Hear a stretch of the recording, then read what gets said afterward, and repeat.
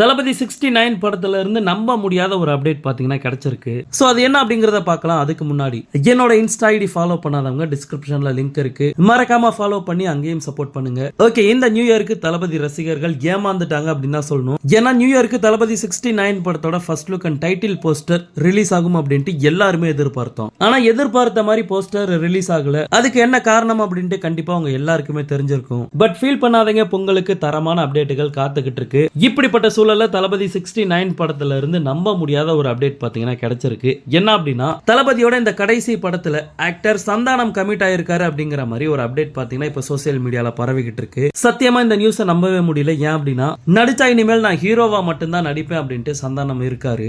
இப்படிப்பட்ட சூழல்ல இவர் தளபதியோட படத்துல கமிட் ஆயிருக்காரு அப்படின்னு சொல்றத நம்பவே முடியல. இப்போ சந்தானம் டிடி ரிட்டர்ன்ஸ் 2 படத்துல நடிச்சுக்கிட்டு இருக்காரு. இந்த படத்தோட முழு படப்பிடிப்பும் ஒரு சொகுசு கப்பல்ல நடக்குது அப்படிங்கிற மாதிரி சொல்லப்படுது. இதெல்லாம் ஓகே தான், பட் சந்தானம் தளபதி 69 படத்துல கமிட் ஆயிருக்காரு அப்படிங்கறத தான் நம்ப முடியல. சோ வெயிட் பண்ணி பார்க்கலாம் இதுல எந்த அளவுக்கு உண்மை இருக்கு அப்படின்ட்டு. இன்னொரு முக்கியமான விஷயம் என்ன அப்படின்னா, தளபதி 69 படத்தோட படப்பிடிப்பு 40% முடிஞ்சிருக்கு அப்படிங்கிற மாதிரி ஒரு அப்டேட் பாத்தீங்கன்னா கிடைச்சிருக்கு. சோ சீக்கிரமா மொத்த படப்பிடிப்பையுமே முடிச்சிருவாங்க. அதுக்கப்புறம் தளபதியோட அரசியல் அசுர வேட்டை தான். சோ வெறித்தனமா வெயிட் பண்ணலாம். ஓகே நண்பா, இந்த மாதிரி தளபதியோட எல்லா அப்டேட்டுமே மிஸ் பண்ணாம பார்க்க நம்ம சேனலை சப்ஸ்கிரைப் பண்ணி சப்போர்ட் பண்ணுங்க. தேங்க்யூ.